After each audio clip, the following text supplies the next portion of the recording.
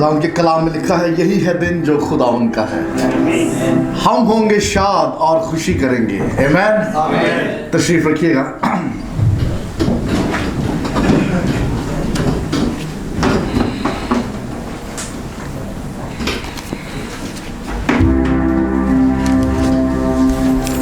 खुदा उनके कलाम में से देखेंगे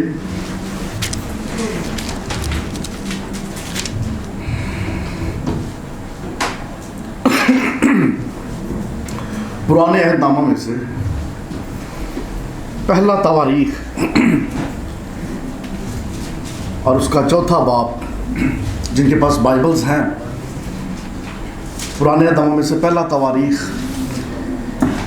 जे किसी ने नहीं लभन दिया तो दूसरे तवारीख तो पहले आवेगा पहला तवारीख ते उनका चौथा बाब। पहले दूसरा भी लभना है पहला तवारीख चौथा बाब और उसका चौथा बाब।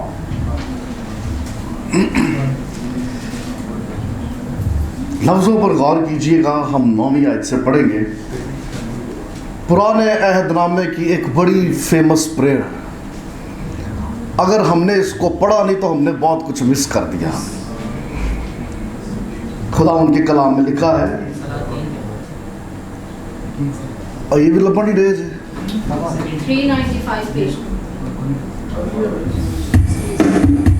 हाँ, ये कोई कॉन्सर्ट शुरू हो गया। पहला तवारीख उसका चौथा बाब 9वीं आयत से, और ध्यान से पढ़िएगा और देखो ये दुआ कैसी है। हर एक ईमानदार की, आज मैं कहता हूँ ये दुआ होनी चाहिए। आज से प्रेयर स्टाइल चेंज हो जाए। खुदा उनके कलाम लिखा, और याबीज अपने भाइयों से मौजूद था और उसकी माँ ने उसका नाम याबीज रखा, क्योंकि कहती थी कि मैंने गम के साथ उसे जन्म दिया है। मतलब याबीज का मतलब ही गम है, पेन, दर्द। और माँ ने नाम याबीज रखता। याबीज का मतलब ही पेन है, दर्द। कहती मैंने गम के साथ उसे जन्म दिया है। और याबीज ने इस्राएल के खुदा से ये दुआ की, तू मुझे वाकई बरकत दे और मेरी हदूद को बढ़ाए, और तेरा हाथ मुझ पर हो, और तू मुझे बदी से बचाए, ताकि वो मेरे गम का बायस ना हो। और जो उसने मांगा खुदा ने उसको बख्शा। खुदा उनके पाक कलाम के पढ़े सुने और समझे जाने को उसकी खास बरकत हो। आमीन। आइए कुछ पल के लिए अपने सरों को झुकाएं, अपनी आंखों को बंद करें। खुदा उनका तख्त यहाँ पर लग चुका है, खुदा उनका रूह यहाँ मौजूद है। खुदा उनको कहें कि आज वो मुझसे कलाम करे, आज वो मुझसे बात करे। मैं सुनने के लिए हाजिर हूँ।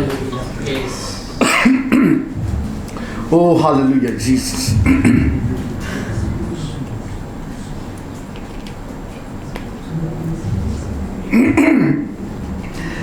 जिंदा मेहरबान आसमानी बाप यीशु जी, दिल की गहराइयों से खुदा वंशी को गुजारी करते हैं आज की इस खूबसूरत महफिल के लिए, इस खूबसूरत घड़ी के लिए। यीशु जी, आपके लोग, आपकी चरागाह की भेड़ें आपके तख्त के सामने हाजिर हैं। खुदावंद, आसमान पर से अपने कलाम को नाजिल फरमाकर अपने बच्चों को शिफा जारी कीजिए। यीशु जी, सोचो दिल के ख्यालों से आप बखूबी वाकिफ़ हो। खुदावंद, इरादों और मंसूबों से आप बखूबी वाकिफ़ हो। एक एक जान को छुइए और अपने कलाम की कुदरत के वसीला से तकवीयत और ज़ोर अता कीजिए, यीशु के नाम में आमीन। मैं जब याबीज की दुआ पे गौर करता हूँ, 3 बातें, 3 पॉइंट्स कह लीजिए, 3 नुक्ते कह लीजिए, जो मुझे इस प्रेयर के अंदर नजर आती हैं। 9वीं 10वीं आयत है ये। 3 बातें। सबसे पहला पॉइंट ब्लेम, दूसरा पॉइंट ब्लेस, और तीसरा पॉइंट बाउंड्री। ये 3 चीजें मुझे इस दुआ के अंदर नजर आती हैं, और इन्हीं 3 चीजों की तरफ मैं आपकी तवज्जो दिलाना चाहता हूं। पहला तवारीख किसने लिखा नहीं जानते, लेकिन कुछ स्कॉलर्स का कहना ये अज़रा काहन ने लिखा। बनी इस्राइल कौम जब बाबुल से 70 साल की असीरी के बाद लौट के वापस आई। तो लौट के वापस आने वालों में से वो लोग नहीं थे जो असीरी में गए थे। 70 साल च लियाकत भाई नस्ल बदल जाती ने, नई जनरेशन आ जाती है। और यहाँ पे भी ऐसे ही हुआ, नई जनरेशन आ गई थी, नई पौध आ गई थी। बाप दादा बुजुर्ग बाबुल में मर खप गए थे, न्यू जनरेशन की तादाद ज्यादा थी। और जब यहाँ पे तवारीख का जो राइटर है, जब वो ये सारा नस्बनामा लिखता है, वो आगाज इब्राहिम से नहीं करता। वो बनी इसराइल कौम की इस नई नस्ल को ये नहीं कहना चाह रहा कि तुम बाप इब्राहिम की नस्ल से हो। आप देखो पहला चैप्टर उसकी पहली आयत से उन्हें आगाज की तो किया आदम से। वो कहता है यू आर सो स्पेशल, तुम आदम की नस्ल से हो, क्योंकि आदम वो है जिसके साथ खुदावंद का एक जबरदस्त रिलेशन था। खुदा आप उतर के आ जाता था उसके पास, उससे मुलाकात करने के लिए, उससे बातें करने के लिए। तुम उस नस्ल से हो। और वो खुदा जो आदम से मुलाकात करने के लिए बाग-ए-अदन में आ जाता था, आज वही खुदा तुम्हारा भी है। और वो तुम्हारी रिहाई और बख्शिश के लिए, तुम्हारी मदद और तुम्हारी रहनुमाई के लिए भी आप उतर के तुम्हारे आगे आगे चलता है। ये इस राइटर का मोटिव है। उसने सारे चैप्टर्स में नस्बनामा देना शुरू किया, लेकिन यहां पे आके फकत याबीज एक ऐसा शख्स है जिसका सिर्फ उसने नाम नहीं दिया, बल्कि उसने मिसाल के तौर पे इसको पेश किया। लुक एट दिस पर्सन, अरे मिलो इस शख्स से, देखो ये जानता था कि खुदा हालात बदलने की कुव्वत और कुदरत रखता है। पूरे नस्बनामे में पीछे आप पढ़ लें, लोगों के सिर्फ नाम ही नाम है। सिर्फ याबीज हमें यहां पे खुदा से दुआ करता हुआ मिलता है। Something was very special. Jabez के साथ कुछ बड़ा जबरदस्त था, उसकी दुआ में कुछ बड़ी ताकत थी, अल्फाज ऐसे थे। और मैं चाहता हूं कि आज आप भी इस दुआ पर तवज्जो कीजिए, गौर कीजिएगा। हम सबसे पहले नुक्ते को अपने सामने रखेंगे, ब्लेम। कोई दिमाग की कहन दीजिए, यहां पे लिखा हुआ है, और उसकी मां ने उसका नाम याबीज रखा, क्योंकि कहती थी मैंने इसको गम के साथ पैदा किया है। Birth with pain, English Bible में लिखा हुआ बर्थ विद पेन। ये दर्द में पैदा नहीं हुआ, जैसे बाग-ए-अदन में खुदावंद ने कहा था कि जब जब औरत बच्चे को जनेगी वो दर्द के साथ जनेगी, वो दर्द में जनेगी। लेकिन यहां पे याबीज की मां कुछ और भी हमें बता रही है। वो कह रही है मैंने दर्द में नहीं इसको जना, मैंने दर्द के साथ इसको जना। जब ये पैदा हुआ, शी वाज सफरिंग, और जैसे ये बच्चा पैदा हो गया, इसका जन्म हो गया, कुछ ना कुछ याबीज की मां की लाइफ में चल रहा था। यहां पे हमें याबीज के बाप का नहीं पता, तो ऐन मुमकिन है कोई फैमिली इशू हो, कोई परेशानी हो, कोई डिस्टर्बेंस हो। मसला क्या था वो हमें नहीं पता, लेकिन घर की सिचुएशन सही नहीं थी। एवरीबॉडी वाज डिस्टर्ब, माहौल सही नहीं था, हालात सही नहीं थे। घर दे वड्डे सारे परेशान सन, मां भी परेशान सी। और उस परेशानी में जब याबीज का जन्म होने का ना ही याबीज रख देता, बच्चे का कोई कसूर नहीं था। वो कहती तुझे मैंने दर्द में नहीं दर्द के साथ पैदा किया, तू है ही पेनफुल, तू है ही दर्द से भरा हुआ, तू है ही याबीज। उन्हें ना ही याबीज रख देता। अब ये याबीज जैसे जैसे बढ़ता जा रहा है, ये अपनी मां को उसका माजी याद दिलाता था, क्योंकि उसकी मां ने अपनी एक सिचुएशन को टाइटल दे दिया था याबीज। ये स्कूल जाता था, घर आता था, लोग मिलते थे, इसको जब जब भी याबीज कह के पुकारा जाता था, माजी के उन बातों को फिर से रिकॉल किया जाता था। फिर से ये बच्चा अपनी मां के उस दर्द को याद दिला देता था। नाम ही याबीज था, नाम ही उस घर के लिए मसला बना हुआ था। जब जब इसको पुकारा जाता, जब जब इसका नाम लिया जाता, दैट वाज द प्रॉब्लम। लेकिन मैं जब इस सारे बात को अंडरस्टैंड करने की कोशिश कर रहा था, एक बात यासिर मेरे पर जाहिर हो गई। हालात मसला नहीं थे, सूरत हाल मसला नहीं थी, गरीबी मसला नहीं था, यहां पर मसला कुछ और था।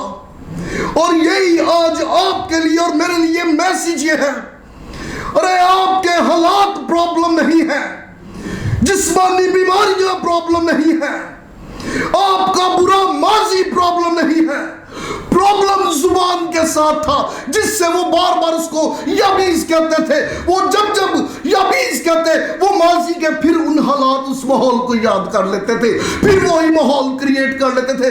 प्रॉब्लम सिचुएशन के साथ नहीं, प्रॉब्लम हालात के साथ नहीं, प्रॉब्लम तेरे जिस्म के साथ नहीं, प्रॉब्लम तेरी जुबान के साथ है। Watch your mouth, that is the problem. खुदा उनका कलाम कहता है जिंदगी और मौत जुबान के हाथ में है। आदमी अपने मुंह का फल खाता है। तो तेनू कहो जा फल चाहिए है, किस किस्म की जिंदगी चाहिए? इसका नाम ही टाइटल दे दिया था, यबीज।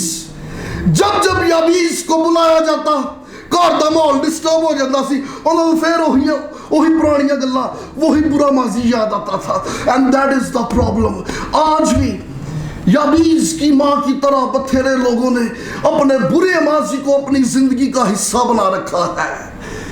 चूंकि वो जिंदगी का हिस्सा है, वो माजी से निकल ही नहीं पाते, वो उसी बुरे माजी में रहते हैं, उसी बुरी यादों में रहते हैं, वही ट्रेजेडीज, वही मनफी ख्यालात, वही मनफी सोचे। That is not the problem. माजी आपका मसला नहीं है, मसला आपकी जुबान है। जब आप याद करते और शेयर करते, आप फिर इसी अपने इर्द गिर्द उसी माहौल को क्रिएट कर लेते हैं। Your mouth is your problem. इसकी मां के साथ वह मसला उसकी जुबान का था। उसने अपने इशू को, उसने अपने माजी के तल्ख तजर्बे को, उसने अपनी प्रॉब्लम को एक टाइटल दे रखा था, और वो टाइटल यबीज था। आज भी बथेरे लोग माजी के तल्ख तजर्बों से निकल नहीं पाते, क्योंकि वो सिर्फ याद नहीं, वो जिंदगी का हिस्सा बने हुए हैं। अगर निकलना चाहते हो, समझ नहीं आती निकलना कैसे, तो आओ फिर आज आके इस शख्स से मिलो जिसका नाम यबीज था। ये बचपन से जवानी तक इसी नाम से पुकारा जा रहा था, लेकिन एक दिन यबीज ने अहद किया, बस इनफ इज इनफ, अब और नहीं।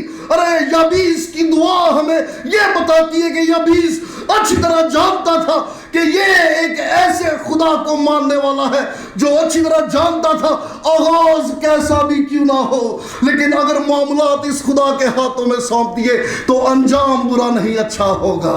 हालेलुया। अरे आपके लिए मैसेज ये है, आज आपके हालात खा कैसे भी क्यों ना हो, माजी कितना भी बुरा क्यों ना हो, आगाज कितना भी अजीब क्यों ना हुआ हो, कितनी भी बार बार हार का सामना क्यों ना करना पड़ रहा हो, मामलात को खुदा के हाथ में दीजिए। आगाज अच्छा नहीं तो कोई मुश्किल नहीं, लेकिन वादा है खुदा का कि अंजाम जरूर अच्छा होगा। हालेलुया। आइए खुदावंद के लिए जोरदार ताली। यबीज जानता था कि मेरा आगाज अच्छा नहीं है। मेरी मां मैनू एक चिड़ जाती है, भरा खिंच जाते ने, उन्होंने लगता मनूस है। वो कहता ठीक है मनूस है तो मैं ही घर के हालात बदलांगा हुण। अरे मैं ही तुम सबके लिए बाबरकत हूंगा। और खुदावंद का कलाम कहता है वो अपने सब भाइयों में से सबसे ज्यादा मौजूद था। खुदावंद ने उसी को लिया, सरफराज किया, वो सबके लिए बायसे बरकत बन गया। Hallelujah. Watch your mouth. Problem हालात का नहीं, प्रॉब्लम जुबान का है। अपना माहौल अच्छा चाहिए तो आज से जुबान का दुरुस्त इस्तेमाल शुरू कर दीजिए। आपकी जुबान के अंदर तख्लीक की कुदरत है। You can create your environment. खुशहाली चाहिए, शादमानी चाहिए, इर्द गिर्द मुस्बत माहौल चाहिए, तो आज अपनी जुबान से शुक्रगुजारियां निकालनी शुरू कर दीजिए। वो चीजें जो वजूद में है ही नहीं, उनका क्लेम करना शुरू कर दीजिए। ਜਿਹੜੀਆਂ ਲੱਭੀਆਂ ਵੀ ਨਹੀਂ, ਕਹੋ ਖੁਦਾਵੰਦ ਤੇਰਾ ਸ਼ੁਕਰ है। ਅੱਜ ਨਜ਼ਰ नहीं ਆਉਂਦੀ लेकिन मैनू पता तो मैनू दे छड़ी है। अरे मैं रूह में देख के तेरी शुक्रगुजारी करता हूँ। आज मैं उमान में हूँ लेकिन मैं जानता हूँ मैं उमान में नहीं रहूंगा, तू मुझे यहाँ से और आगे ले जाएगा और मैं और बथेरों के लिए बाइस से वसीला, बाइस से बरकत बनूंगा। Claim your blessing। अपनी बरकतों को, अपनी खुशहाली, अपनी तरक्की को क्लेम कीजिए। बह के ऐ मत कहो कौन करेगा, कब होगा, कैसे होगा। अरे नहीं कहो ये हो चुका है, हम तो फकत वक्त के मुंतजर हैं। जब मुझ पे तो जाहिर हो गया, बस अब दुनिया पे जाहिर होना बाकी रह गया है। हालेलुया। अपनी ब्लेसिंग को, अपनी बरकत को, अपने हालात और अपने रोशन मुस्तकबिल को क्लेम करो। You are so powerful. अरे आपकी जुबान के अंदर माहौल को क्रिएट करने की कुदरत है, तो फिर इस माहौल को क्रिएट करके दुनिया को साबित कर दीजिए you are different from world. तुम इस जहान से, इस दुनिया से अलग हो। हालेलुया। ये ब्लेम था याबीज के ऊपर, ये नाम नहीं है, इट्स अ ब्लेम। तू मनूस है, तू याबीज है, तू दर्द भरा है, तू तकलीफ देता है, तेरा चेहरा बर्दाश्त नहीं होता।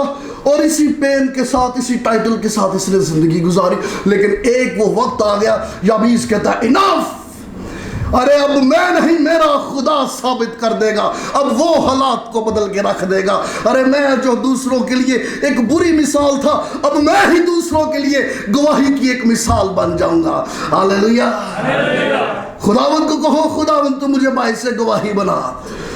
इबरत की मिसाल ना हो बल्कि ये बरकत की मिसाल साबित हो जाए। अरे जो इंसान से मुमकिन नहीं, खुदा वो करने पे कादिर है। याबीस जानता था आगाज कैसा भी क्यों ना हो, लेकिन अंजाम खुदा बदल के रख देगा। हालेलुया। पहली गल ब्लेम, दूसरी बात ब्लेस्ड। मैंने कहा था इन लफ्जों पे गौर करना। याबीस कह रहा है, याबीस ने इस्राएल के खुदा से ये दुआ की, लेकिन वो इस्राएल के खुदा से क्यों, इब्राहिम के खुदा से क्यों नहीं, इसहाक के खुदा से क्यों नहीं। उसने अगर नाम लिया तो कहता है इस्राएल के खुदा तू मुझे वाकई बरकत दे। वाह, ये टाइटल इसने क्यों यूज किया। याबीस के जहन में क्या चल रहा है। याकूब, यस, याबीस जानता है कि खुदा ने जब याकूब का हाथ पकड़ा, याकूब को बदल के उसने इस्राएल कर दिया। अरे वो जो याकूब को बदल के इस्राएल कर सकता है, उसके लिए याबीस तो कुछ भी नहीं। अरे वो मेरे भी हालात बदल सकता है, मेरी भी जिंदगी, मेरा भी माहौल बदल सकता है। तो दुआ करता है इस्राएल के खुदा तू वाकई मुझे बरकत दे। Bless me. और इंग्लिश में लिखो ब्लेस मी इंडीड। वो क्लेम कर रहा है अपनी बरकत। ब्लेस मी सो मच, मैनू एनी बरकत दे जड़े मैनू ना पसंद करते सन, ओ भावे मैनू कंड पिछे गाला कड्डन, लेकिन एक बात का वो भी इकरार करे यार भावे बंदा जहो जिहा भी है, लेकिन एक गल सच है, वाकई खुदावंद का हाथ इसके ऊपर है, वाकई खुदा इसके साथ है, वाकई खुदावंद इसको बरकतें दे रहा है। मुझे इतनी बरकत दे, मुझे इतना ब्लेस कर कि मेरे दुश्मन भी तेरे नाम की तारीफ करें कि तू मेरे साथ है। Bless me so much, bless me Indeed. तू मुझे इस कदर बरकत दे, लोग बेशक मुझे बुरे लफ्जों से याद करें, लेकिन जब मेरे इर्द गिर्द बरकतों को देखे तो तेरे नाम की तंजीम करें और जान जाए कि वाकई याबीस का खुदा याबीस के साथ है। हालेलुया। इसकी मां ने इसका नाम रखा याबीस। याबीस की अपनी कोई गलती नहीं थी। ये बेचारा फैमिली पैकेज लैके टुरया, ये फैमिली बर्डन था इसके ऊपर। ये बेचारा पैदा है, इनू की पता की हालात ने, की माहौल ने कर दे। याबीस की गलती से, लेकिन इसकी मां को लगता था ये मनूस है, ये बोझ के नीचे था अपना पूरा बचपन, अपनी पूरी जवानी, क्योंकि ये फैमिली बर्डन लेके पैदा हुआ और फैमिली बर्डन के अंदर इसने जिंदगी गुजारी है। ये इसके ऊपर कर्स है, ये फैमिली कर्स है, ये जनरेशनल कर्स है। इन्हों तो पता ही कोई नहीं सी, चूंकि बाप दादा बुजुर्ग ऐसे सूरत हाल से दो चार थे, अगो आने वाली नस्ल भी वही बर्डन लेके चल रही है। और आज भी याबीस की तरह बथेरे इस जमात में मौजूद हैं जो जनरेशनल कर्स लेके चल रहे हैं। नस्ल दर नस्ल खानदानी लानतें, खानदानी कमजोरियां और खामियां आगे बच्चों में ट्रांसफर होती हैं और आगे आने वाली नस्ल उस बोझ को लेके दुनिया में आते हैं और उसी बोझ के साथ चलते जाते हैं। याबीस जैसे इस जमात में या और बथेरे ऑनलाइन सुनने वाले याबीस की तरह का बोझ लेकर इस दुनिया में चलते फिरते जनरेशनल कर्स के नीचे हैं, एक बोझ के नीचे हैं। अंडरस्टैंड करना बड़ा जरूरी है। अरे ये बोझ, ये कर्स, ये नस्ल दर नस्ल लानतें, ये किसी भी तरह की हो सकती है। ये जादू धागा हो सकता है, ये खानदानी बीमारियां हो सकती हैं, ये बेरोजगारी की लानतें हो सकती हैं, ये मुसलसल कारोबार के अंदर नाकामियां हो सकती हैं, ये कुछ भी हो सकता है, ये फ्लॉप फैमिलीज हो सकती हैं, ये टूटे हुए रिश्ते हो सकते हैं, ये जनरेशनल कर्स है। अरे जरूरी नहीं मेरा प्यो नशा करता सी मैं इसलिए नशा करना, ये जरूरी नहीं मेरा बाप कर्ज के नीचे था मेरी जिंदगी भी कर्ज के नीचे गुजरेगी, ये जरूरी नहीं मेरा बाप एक नाकाम बिजनेसमैन था मैं भी अगर कारोबार करूंगा नाकाम हो जाऊंगा क्योंकि फैमिली चेन है, ये जरूरी नहीं तेरे बाप को तेरी मां को शुगर है, ब्लड प्रेशर है तो मैनू भी ब्लड प्रेशर ते शुगर है, ये जरूरी नहीं है। लोग की बड़ी खुशी ना फैमिली डिजीज शेयर कर देना, हमारा फैमिली प्रॉब्लम है, दिल का प्रॉब्लम, हाँ ये हमारी फैमिली डिजीज है, शुगर मेरी अम्मी नु इसी में ता है। वाई आप अपने फैमिली कर्ज को क्यों इतनी खुशी से डिस्कस करते हो? इन खुशी वाली गल की है, यू आर अंडर कर्ज। अरे आप कर्ज के नीचे हो, इन खुशी वाली गल की है। आप दीवार डिस्कस करते हो, डॉक्टर डिस्कस करते हो, बीमारियां डिस्कस करते हो, शिफा डिस्कस क्यों नहीं करते? अरे हम एक दूसरे को दवाइयों के मशवरे देते हैं, शिफा के मशवरे क्यों नहीं देते? हम तबीबों के पते देते हैं, निजात दहिंदा का पता क्यों नहीं देते? You are disturb, you are under कर्ज। याबीस कर्ज के नीचे था, याबीस बोझ के नीचे था, लेकिन याबीस जान गया था अरे मैं अब इस नस्ली लानत को लेकर नहीं चलूंगा, इनफ, अब और नहीं, अब ये कर्ज मैं यहां तोड़ूंगा, अब मैं अपना बोझ लेकर खुदावंद की हुजूरी में जाऊंगा। अरे मैं खुदावंद को कहूंगा खुदावंद तू वाकई मुझे बरकत दे, अरे मुझे इस लानत से आजाद कर। हालेलुया। किन्नू किन्नू शुगर है और डरो नहीं खोल के हाथ खिला रहा, खुदावंद को कहो आज मैं इस लानत को यही मज़बा पे छोड़ के जाऊंगा। हर वो शख्स जो कर्ज के नीचे है वो कहे आज मैं अपनी कर्ज वाली जिंदगी इसी पुलपट पे छोड़ के जाऊंगा। हर वो शख्स जो बेरोजगार है कहो आज मैं इसी पुलपट पे अपनी बेरोजगारी छोड़ के जाऊंगा। हर वो शख्स जो ब्लड प्रेशर का मरीज है कहो ये मेरा खानदानी लानत थी, खानदानी कर्ज था, लेकिन आज मैं अपनी खानदानी लानतें इसी पुलपट पे छोड़ के जाऊंगा। लोग की पता कि बड़ी खुशी ना दस देने ओए बड़ा तत्ता है भाजी, ਇਹਦਾ ਪਿਓ बड़ा तत्ता सी, ये खुशी वाली गल है। ਉਹ ਪਿਓ ਨੂੰ ਕੋ ਬਦਰੂਆਂ ਚਮੜੀਆਂ ਜਿਹੜਾ ਗੁੱਸਾ ਦਵਾਉਂਦੀਆਂ ਸਨ ਉਹਨੂੰ। आप ये कहना चाह रहे हो कि वो खानदानी बदरुएं अभी भी पीछे ही है। जिनको बच्चा बहुत शरारती हो गया ना वो प्यो आप कह रहे होंगे ओए की शरारती, शरारता तो मैं करता सी। ये कोई ऑनरेबल बात नहीं है, अरे ये कोई काबिल तारीफ को काबिल एजाज बात नहीं है। Don't discuss your bad habits, ये बुरी रविशें हैं, जो नस्ल दर नस्ल चलती है। ये बुरी आदत है जो नस्ल दर नस्ल चल, और हम इनको तोड़ते ही नहीं, हम इस कर्ज को तोड़ते ही नहीं। हमारे लिए फख्र की बात है असि लैके टुरे हैं कि बच्चों च भी ट्रांसफर हो रही है, क्योंकि हमें लगता ही नहीं कि ये कर्ज है। हमें लगता है कि ये हमारे खानदान की पहचान है। केड़ा ओ शुगर वाला टब्बर वो उधर रहते जी सारे, अरे ये पहचान नहीं तुम्हारी फैमिली की। शुगर तुम्हारे खानदान की शिनाख्त नहीं हो सकता, दिल की बीमारियां तुम्हारे खानदान की शिनाख्त नहीं हो सकता।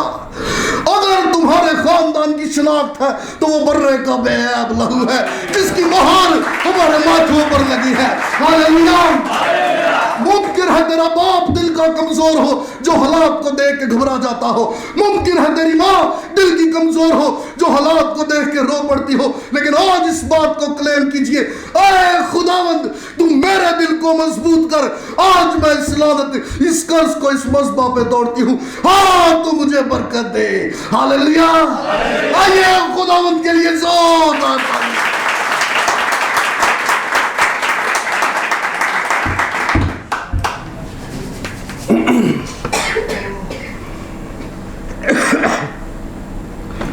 कर्ज कैसे टूटते हैं, थोड़ी फाइट करनी पड़ेगी, लेकिन ये टूटते हैं। 18वीं सदी में अमेरिका कैंटकी च थॉमस नामी एक बंदा सी, उन्हें कुड़ी ना विआह किया, ਉਹਦਾ नाम सी नैन्सी। 3 बच्चे होए इन्हां दे, 2 कुड़ियां सन, एक मुंडा। हुण मुंडा चो के एक सी, मुंडे नाल बड़ा प्यार सी, मुंडे नूं प्यार नाल सारे ऐबी ऐबी कहंदे सन। अनपढ़ फैमिली, चिटन पढ़, माँ थोड़ा बहुता पढ़ लेंदी सी, वो भी की सिर्फ बाइबल, क्योंकि चर्च को इंसान। वो कहते हैं कि इन्हों के घर दे विच सिर्फ एक ही किताब सी जिहड़ी उन्हें खरीदी सी पूरी जिंदगी च, वो भी बाइबल ही सी। अनपढ़ फैमिली सी, अगों बच्चियां ने पढ़ना कि नहीं पढ़ना भी पता कोई नहीं सी। वो लड़का सी, हुण वो बड़ा जज्बाती सी, ਉਹਦੇ 'ਚ बड़ा जोश सी, हर काम करन दा। वो बड़ा कहता सी यार बच्चे स्कूल जाते हैं, मैं स्कूल नहीं जाता। वेख वेख के बच्चों ने अंदर तजस्सुस सी, फैमिली एडी स्ट्रॉन्ग नहीं सी। लेकिन उस लड़के एबी को पढ़ने का शौक था, लेकिन पसली इजाजत नहीं देती थी, क्योंकि बाप उसका बेचारा किसान था, खेती बाड़ी करता सी, घर का खर्चा चलाता सी, जिहड़ी फसल बाहर वेचता सी, ਉਹਦੇ ਨਾਲ ਜਿਹੜੀਆਂ ਜ਼ਰੂਰਤਾਂ सन वो पूरियां ਹੁੰਦੀਆਂ सन। घर क्या करा जाए, उसने अपने बाप को पूरी जिंदगी बड़ी मेहनत करते देखा। माँ ने देखा मेरे बच्चे को पढ़ने को, उन्होंने बाइबल ही पढ़ाती रही, जो खुद वो पढ़ सके उसी में गाइड कर सकती थी। एक टाइम आया, नैन्सी जो उसकी मदर थी बीमार हुई, डेथ हुई, प्यो ने दूजा ब्याह कर लिया, दूसरी बीवी का नाम सारा था। वो सफेरी 4 जमाता पढ़ी सी।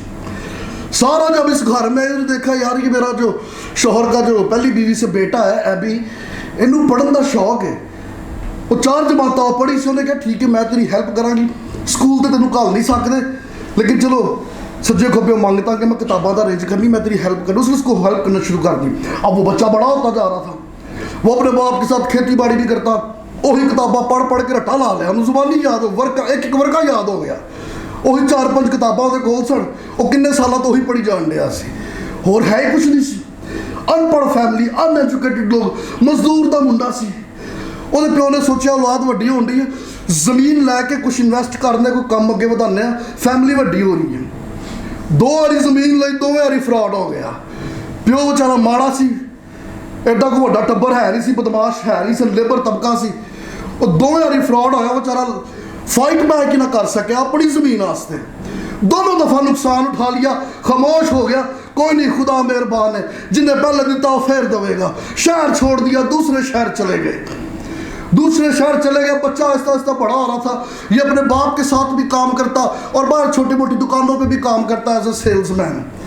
अब बाहर जब काम करते थे देखा बच्चे स्कूल जाते हैं, इसने घर वालों को कहा कि ठीक है भाजी तो मैं काम कराना, लेकिन जी मैंने सैलरी मिलती ना 12 दिन मैं अपनी फीस देवांगा, मैं स्कूल जाना चाहना। अब बच्चा जवान हो चुका हुआ था, अब अपनी एज के हिसाब से अगर स्कूल में उसको रखते तो उसको टेस्ट पास करना पड़ता था। प्रॉब्लम यह था कि बच्चा पहले स्कूल गया ही नहीं था, लेकिन बहरहाल इसने हिम्मत की, इसको उन्होंने एडमिशन कराया। एडमिशन बड़ी मुश्किल होया, एडमिशन हो गया छोटी क्लास में, बच्चे सारे छोटे, ए विच लंबू जिहा बैठा हुंदा सी। बच्चे हंसते थे, ये बर्दाश्त करता था, लेकिन पढ़ना है मुझे। इसके दिल के अंदर, इसके जहन के अंदर ये एक बात थी, मेरा बाप मजदूर है तो जरूरी नहीं कि मैं भी मजदूरी बनूं। मेरा बाप गरीब है तो लाजम नहीं कि मैं भी गरीबी बनूं। मेरा बाप नहीं पढ़ सकता तो जरूरी नहीं कि मैं भी नहीं पढ़ सकता। मैं अपने खानदान, अपने घर में से इस लानत, इस कर्ज को तोड़ के दिखाऊंगा। वो लोगों के ताने सुनता रहा, बातें सुनता रहा, मेहनत करता रहा, पढ़ता रहा। वो शख्स लॉयर बना, वो शख्स पॉलिटिशियन बना और 1861 के अंदर अमेरिका का 16वां प्रेसिडेंट बना। और दुनिया, अमेरिका की तारीख में सुर्खियों से आज भी उसका नाम अब्राहम लिंकन लिखा जाता है। वही अब्राहम सी जिन्होंने घर वाले अभी कहते सन, इको एक मुंडा ही बड़ा प्यार सी ये देना, लेकिन इस शख्स ने अपने फैमिली कर्ज को ब्रेक किया। ये नहीं चाहता था कि मैं ये लाइफ गुजारूं और मेरे घर वाले ये लाइफ गुजारे। हाँ ठीक, बाप जैसा भी था, उसने अपना बेस्ट दिया अपने टाइम पे जो वो कर सकता था, लेकिन अब मैं अपने टाइम के हिसाब से अपने घर वालों को बेस्ट दूंगा। That is in your hand। अरे ये आपके हाथ में है कि आप अपने फैमिली कर्ज को कब और कहां पे किस तरह से तोड़ते हो। आमीन। आइए खुदावंद के लिए जोरदार ताली।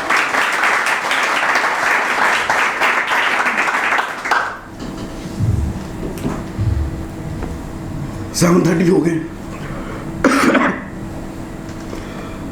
पहली बात थी ब्लेम, ब्लेस और बाउंड्री। यहां पे देखिएगा लिखा हुआ है और मेरी हदूद को बढ़ाए और तेरा हाथ मुझ पर हो। अच्छा, यहाँ पे याबीस ये नहीं कह रहा कि मेरी हदूद को हटा दे, मैनू खोल दे, आज़ाद कर दे, फ्रीडम दे दे। नो, कह रहा तेरा हाथ भी मेरे पे हुए और तू मेरी हदूद को भी बढ़ा दे।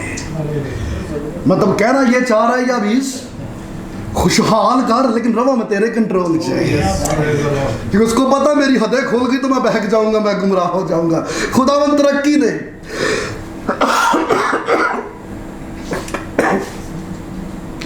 तरक्की दे खुदावंद, खुशहाली दे खुदावंद, लेकिन इख्तियार तेरा ही हो, कंट्रोल तेरा ही हो, मुझ पर हाथ तेरा ही हो। कहता है खुदावंद तू मेरी हदूद को बढ़ा दे, आए खुदावंद तेरा हाथ मुझ पर हो। हाँ खुदावंद तू मुझको बरकत दे। और खुदावंद के कलाम में लिखा हुआ है, और जो कुछ उसने मांगा खुदावंद ने वो सब उसको बख्शा। This is the prayer. खुदावंद तू मेरे साथ रहे और मैं बढ़ता जाऊं, मेरी हदें बढ़ते। अच्छा, जब ये कह रहा तू मेरी हदूद को बढ़ा दे, इसका मतलब ये कह रहा है कि खुदावंद तू मेरे रकबे बढ़ा दे, मेरी प्रॉपर्टीज बढ़ा दे, मुझे इस लायक कर दे कि मेरा रिज़्क बढ़ जाए। अच्छा, अब जब रिज़्क बढ़ जाएगा उसके लिए जब इसको खुद भी कुछ करना पड़ेगा। काम हो जाएगा ना, बिजनेस हो जाएगा तो मेहनत डबल हो जाएगी सर, आपको डबल एफर्ट करनी पड़ेगी, ज्यादा जोर जमाई करनी पड़ेगी, आपको ज्यादा देर तक जागना पड़ेगा, आपको ज्यादा पेन लेनी पड़ेगी। ये पेन लेने के लिए, हार्ड वर्किंग के लिए तैयार है, लेकिन खुदावंद सर पे हाथ तेरा चाहिए। हदें तू मुकर्रर कर दे और मुझे इतना रकबा दे दे, मुझे इतना मुहैया कर दे। हाँ, मेहनत के लिए मैं तैयार हूँ, बाकी रिवॉर्ड देने वाला तू है। खुदावंद से रिवॉर्ड चाहिए। Get ready for the hard work. सख्त मुशक्कत के लिए तैयार। असी खुदावंद को बरकत मांगने, मेहनत आस्ते से दुआ नहीं कर दे कि खुदावंद जोर दे, मैं हार्ड वर्क करूंगा, रिवॉर्ड तू देगा, बरकत तू देगा, लेकिन उस बरकत को पाने के लिए मेरी हड्डियों को तकवीयत भी दे। तू मुझे जोर दे। अरे मैं सुबह भी काम करूंगा, मैं शाम को भी काम करूंगा, तू मेरी हदों को बढ़ा के तो देख। अरे तू मुझे मौका तो दे। खुदावंद को कह रहा, खुदावंद give me opportunity, give me chance. तू मेरे इर्द गिर्द अपनी बाड़ लगा दे, मुझे मौका दे, गिव मी अपॉर्चुनिटी, चांस दे के देख मैं मुशक्कत करता हूं तो फिर उसका मुझे रिवॉर्ड दे। This is the prayer of Jabez. और खुदावंद के कलाम में लिखा है वो अपने सब भाइयों में सबसे ज्यादा ऑनरेबल, सबसे ज्यादा मोअज़्ज़ज़ था। आमीन। ये मिसाल बन गया, जो इबरत का निशान था मिसाल का निशान बन गया। It was a beautiful example. एक खूबसूरत मिसाल कायम हो गई। याबीस की दुआ आज हर एक ईमानदार की दुआ हो।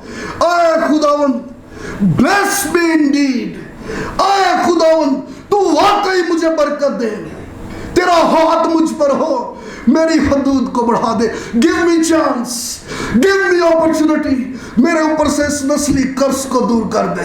तू मुझे उठा खड़ा कर और तेरा हाथ मुझ पर कायम रहे। खुदावंद का कलाम कहता है, और खुदावंद से जो कुछ इसने मांगा खुदावंद ने उसको दिया। This is the beautiful example, और ये हर एक ईमानदार के लिए एक खूबसूरत मिसाल है। आज मेरी और आपकी दुआ कैसी हो? आए खुदावंद अपने बंदा को बरकत दे, आए खुदावंद मेरी हदूद को बढ़ा, खुदावंद मुझे अपॉर्चुनिटी दे, मुझे चांस दे।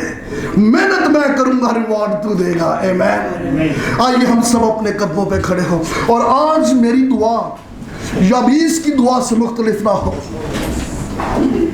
वही खुदावंद जो याबीस का था, वही खुदा जो इस्राएल का खुदा, वही खुदा आज आपका और मेरा खुदा है। आए हम सब अपनी आंखों को बंद करें, आए हम सब अपनी आवाजों को बुलंद करें। आज मेरी और आपकी दुआ याबीस की